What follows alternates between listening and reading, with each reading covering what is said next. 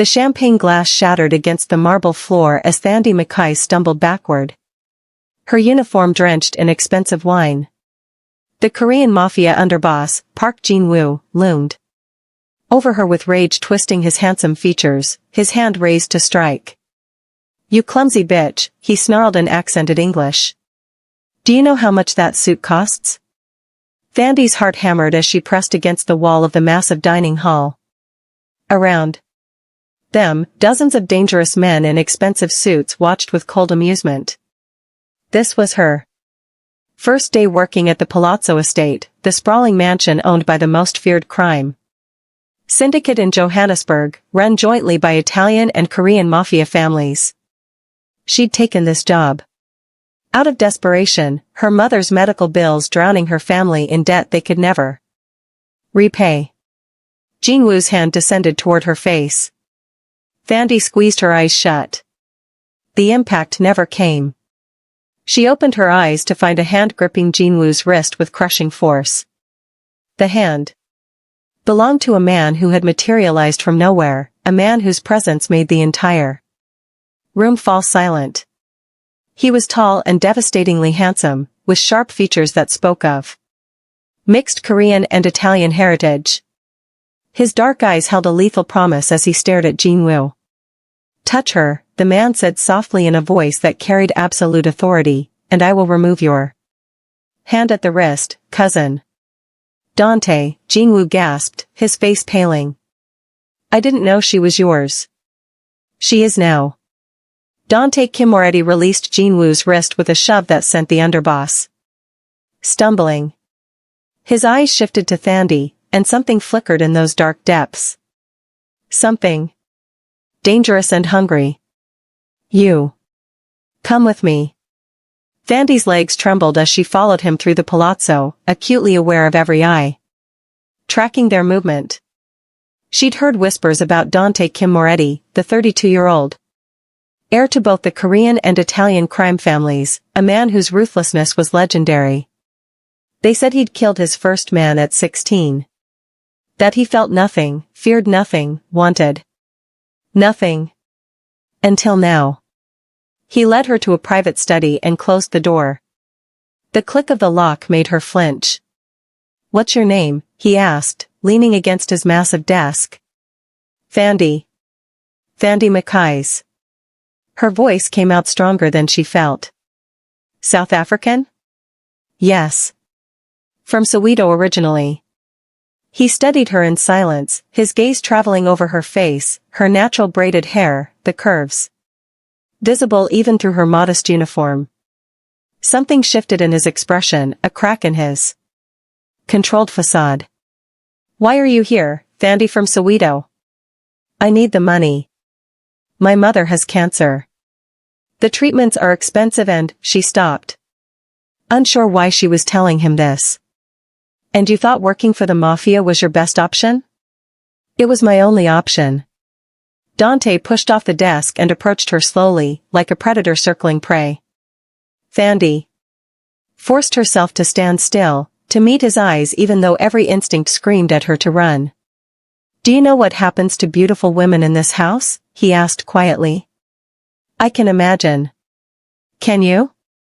He stopped inches from her, so close she could smell his expensive cologne. "They become toys. Playthings for men who see them as less than human. They're used and discarded." Fear crystallized in her chest. "Then why did you bring me here?" "Because," he said, his hand reaching up to cup her face with surprising gentleness, "I'm claiming you first. Before any of them can touch you. You belong to me now, Thandi. Only me." She should have been terrified. Should have slapped his hand away. But there was something in his eyes, a desperate intensity that spoke of protection rather than threat. "I'm not an object to be claimed," she said, her voice steady. His lips curved into a smile that didn't reach his eyes. "In this world, you are. But I promise you. Be mine, and no one will ever hurt you again. Refuse, and I'll assign you to the general staff, where men like Jin-woo will make your life hell." That's not a choice. That's a threat. Yes, he agreed. It is. Welcome to my world. If you're already hooked by this insane setup, hit that subscribe button right now because this story is about to get absolutely wild. Thandi spent the next 3 days in a bedroom suite that was larger than her family's entire house in Soweto. Dante had moved her from the servants' quarters immediately, giving her a room in the private family wing. She wore clothes he'd had delivered, expensive dresses and casual outfits that fit her perfectly. She ate meals prepared by his personal chef. She had everything except freedom. Every evening, Dante came to her room. Not to touch her, as she'd feared, but to talk. He'd sit in the chair by the window while she perched nervously on the bed, and he'd ask her questions. About her life, her family, her dreams. About South Africa and Soweto and what she missed. Most about home. My mother's laugh, Thandi said on the third night, her guard slowly lowering.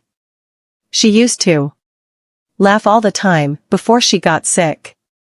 This big, joyful sound that made everyone around her smile. Dante's expression softened. My mother died when I was 12. Korean woman who married an Italian boss. The families merged through their marriage. She never laughed much. This life killed her spirit long before cancer killed her body. I'm sorry. Don't be. She's free now. He stood, moving to the window. Your mother's bills have been paid. All of them. She's been transferred to the best oncology center in Johannesburg with a private room and round-the-clock care. Thandi shot to her feet. What? How did you? I own half the city, Thandi. Making a few calls was easy. I can't accept that. I can't owe you. You don't owe me anything. He turned to face her, and his mask slipped completely. What she saw underneath made her breath catch. Longing. Desperate, aching longing. I did it because the thought of you suffering, of you worried and scared, makes me want to burn the world down. Do you understand what you've done to me? She stared at him. We barely know each other. I know. His laugh was bitter. 3 days. I've known you for 3 days, and I'm completely destroyed. I've killed men without hesitation. I built an empire on blood and fear. But you walk into a room, and I forget how to breathe. He crossed to her in 3 strides, stopping just before touching her. I'm obsessed with you. Thandi. Completely, insanely obsessed. I watch you on the security cameras. I listen when you sing to yourself while getting dressed. I know you're terrified of me, and you should be, because I will never let you go. Thandi's heart pounded. She should have been disgusted, horrified. But there was something intoxicating about being wanted with such intensity. In her 26 years, no one had ever looked at her the way Dante did, like she was the only thing in the universe that mattered. This isn't love, she whispered. This is possession. Yes, he agreed. And I'm not sorry. I was empty before you, Thandi. Just going through the motions of breathing. You're the first thing I've wanted in years. The first thing that's made me feel human. I'm not yours to claim, Dante. Then let me earn you. His hand trembled as it reached for her face. Give me a chance to be what you need. Let me protect you, worship you, give you everything you've ever dreamed of. And if you still want to leave after 1 month, I'll let you go. I'll make sure you and your family are set for life, and I'll never contact you again. You're lying. Probably. His smile was devastating.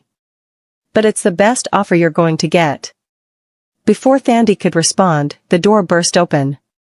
Jinwoo stood there with 3 armed men. His face twisted with rage. Enough of this, Jinwoo snarled in Korean, then switched to English for Thandi's benefit. You shame both families, cousin, obsessing over a maid. The council has voted. She leaves tonight. Or we remove her ourselves. Dante's transformation was instant and terrifying. The vulnerable man disappeared, replaced by something cold and lethal. He didn't raise his voice when he spoke, but the temperature in the room dropped 10 degrees. You dare come into my private quarters with weapons? You dare threaten what's mine? She's making you weak, Jinwoo spat. The families need you focused, not playing house with. Dante moved faster than Thandi's eyes could follow. One moment he was beside her, the next he had Jinwoo slammed against the wall with a gun pressed under his chin. Say one more word about her, Dante whispered. Please. Give me the excuse. The three armed men raised their weapons, but Dante's cold smile stopped them. Do it, he invited. Shoot me. But know that before I die, I'll kill Jinwoo. And my people will slaughter every member of your family in retaliation. Is that what you want? A war over one woman? Dante, don't. Thandi's voice cut through the tension. Please. He didn't look at her, didn't lower the gun. They want to take you from me, Thandi. They want to hurt you to teach me a lesson. I won't allow it. I'm not worth a war. You're worth burning the entire world. Jinwoo made a choking sound. She's just a woman. She's everything. Dante's voice cracked, and Thandi saw something impossible. Tears.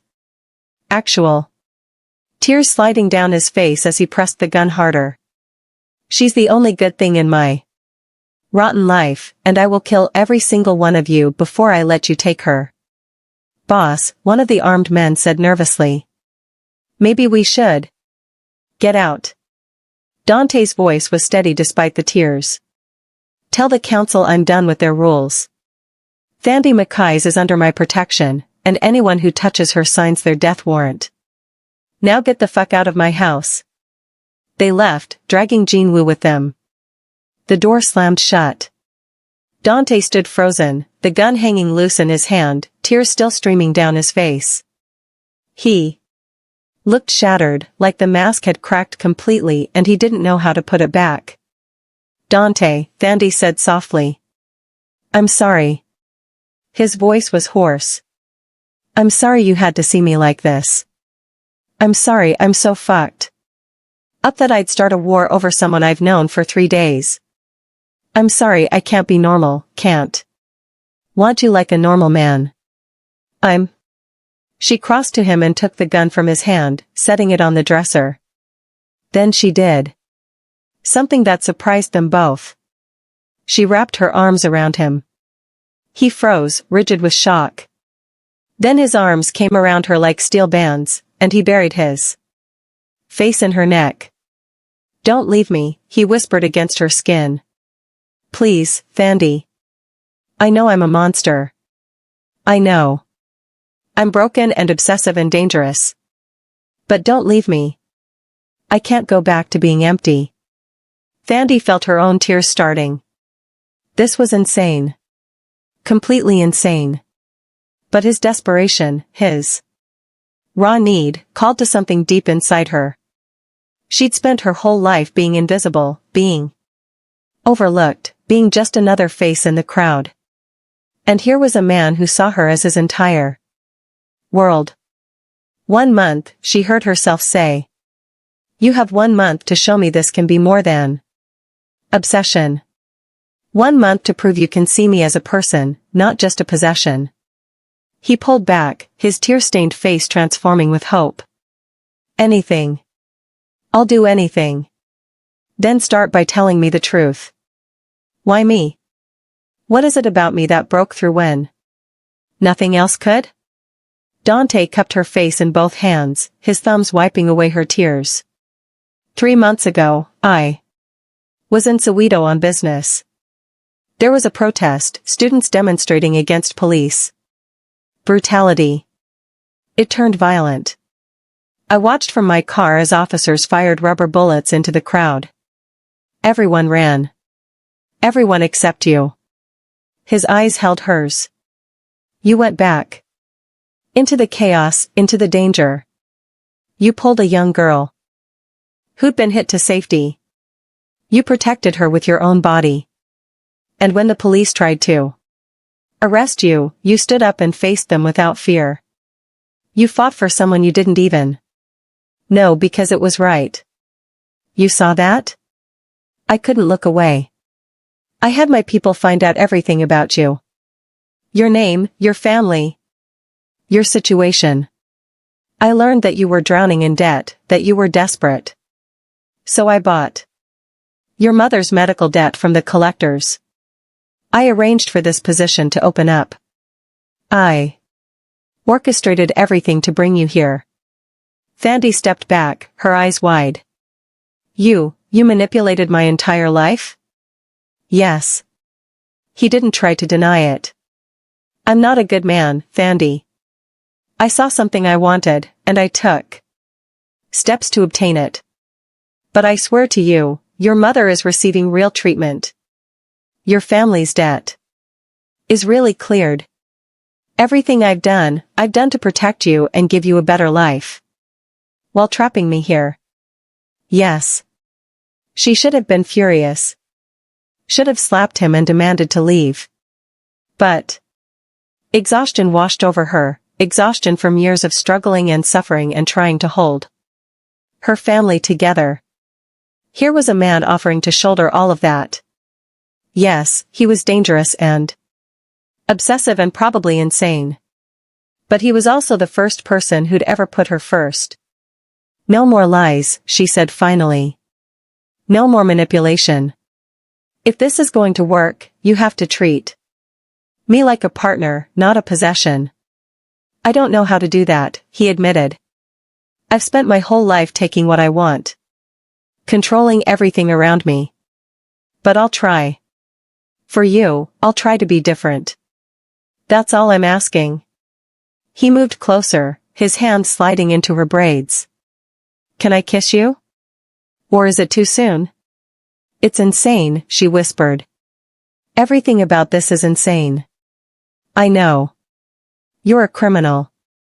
A killer. You've admitted to stalking me and manipulating my life. I know. I should run as far from you as possible. I know. His forehead touched hers. But you're not running. Why? Thandi closed her eyes, feeling the warmth of him, the strength, the desperate need. Because I'm tired of being invisible. Because you look at me like I'm precious. Because in 3 days, you've made me feel more valued than I've felt in my entire life. And because I'm apparently as insane as you are. His laugh was breathless with relief. Thank God. I was about to lose my mind. You already lost it. True. He smiled against her lips. Let me kiss you now, or I'm going to die. The kiss was gentle at first, almost reverent, like he was afraid she'd break. But then Thandi's hand slid into his hair, and his control shattered. He kissed her like a drowning man finding air.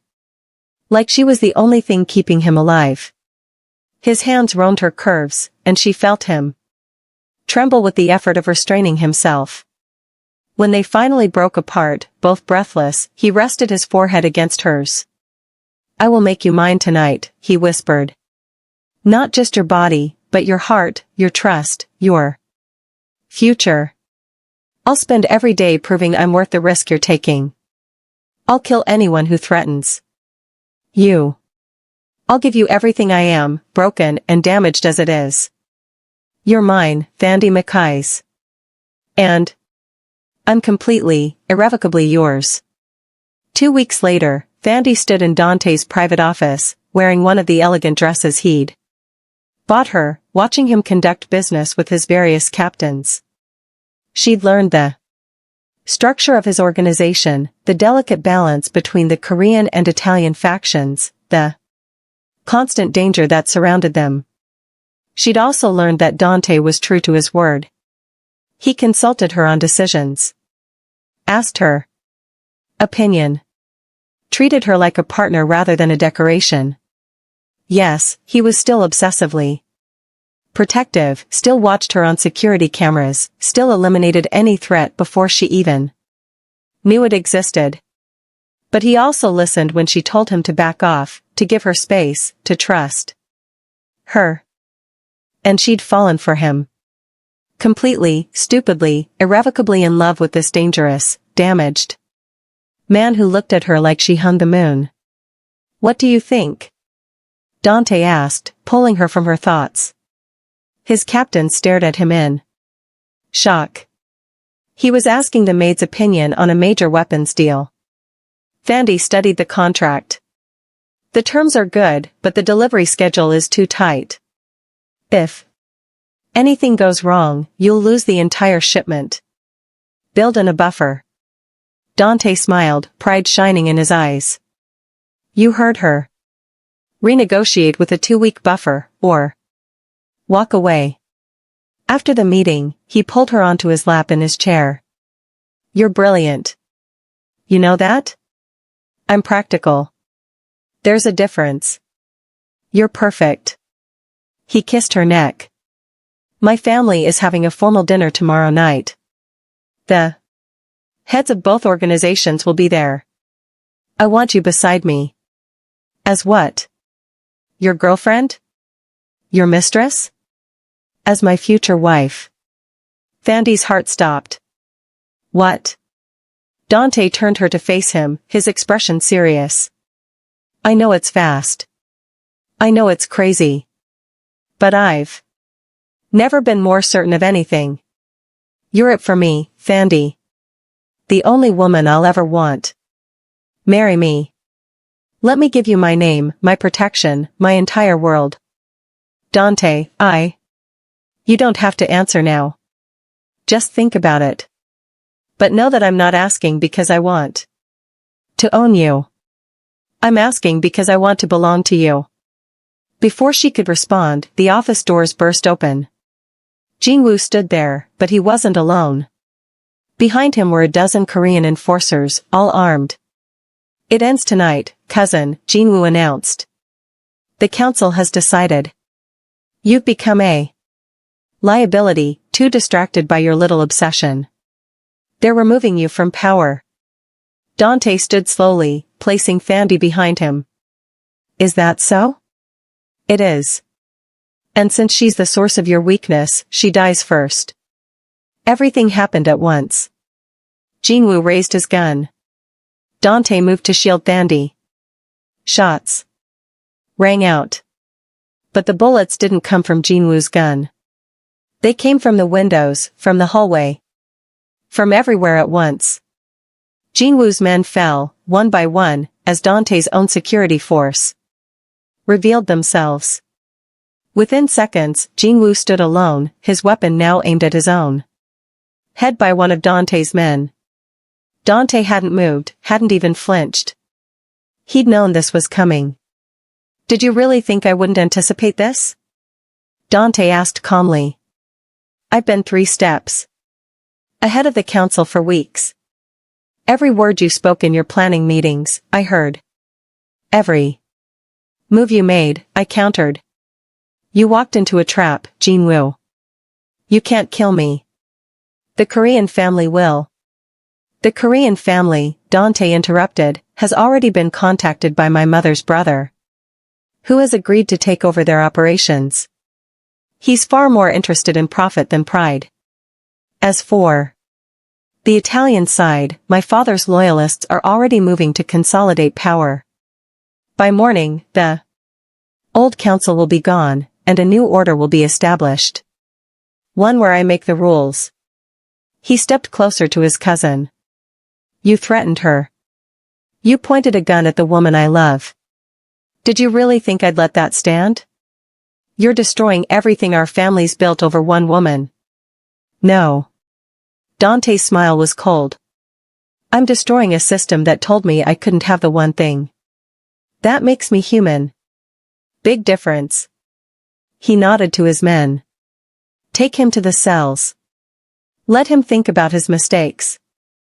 As they dragged Jinwoo away, Dante turned to Thandi. She was shaking, adrenaline coursing through her veins. Are you all right? He asked gently. You planned all of this? Yes. I told you, anyone who threatens you signs their death warrant. I've been setting this up since the day Jinwoo first disrespected you. You started a coup over me. I started a revolution, he corrected. And I'd do it again.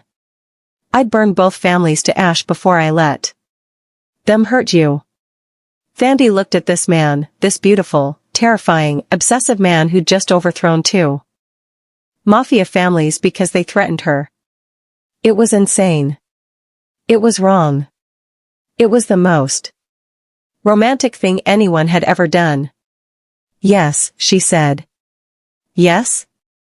Yes, I'll marry you. Because you're completely insane, and apparently, so am I. His smile could have lit up the entire city. He pulled her into his arms, kissing her with a desperation that spoke of fear and relief and overwhelming love. I promise you, he whispered against her lips. I'll spend every day of the rest of our lives proving I'm worthy of you. I'll protect you, worship you, give you everything you've ever dreamed of. You're mine, Thandi. And I'm completely, eternally yours. 6 months later, Thandi stood in the garden of the palazzo, now officially Dante Kim-Moretti, wife of the most powerful crime boss in Johannesburg. Her mother was in remission, healthy and happy, living in a beautiful house Dante had bought for her family. Her younger sister was in university, all expenses paid.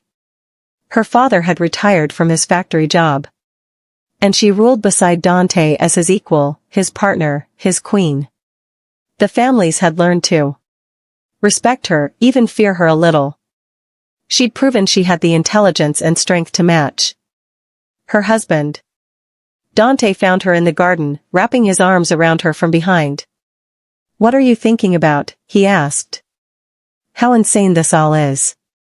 6 months ago, I was a desperate woman taking a maid's job. Now I'm married to a mafia boss who overthrew 2 crime families because someone pointed a gun at me. Regrets?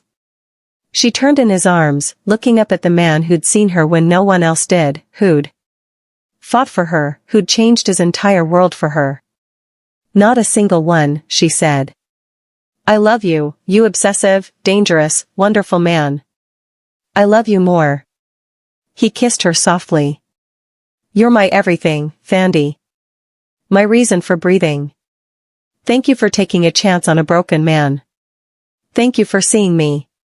As they stood in the garden, wrapped in each other's arms, Thandi reflected on the impossible journey that had brought them here. It wasn't a normal love story. It was dark and dangerous. And completely insane. But it was theirs. And she wouldn't change a single moment. If this story had you on the edge of your seat, do me a favor and smash that like button right now. Drop a comment below telling me if you'd take a chance on a mafia boss, and don't forget to subscribe because I've got so many more addictive stories coming your way. Trust me, you don't want to miss what happens next. See you in the next one.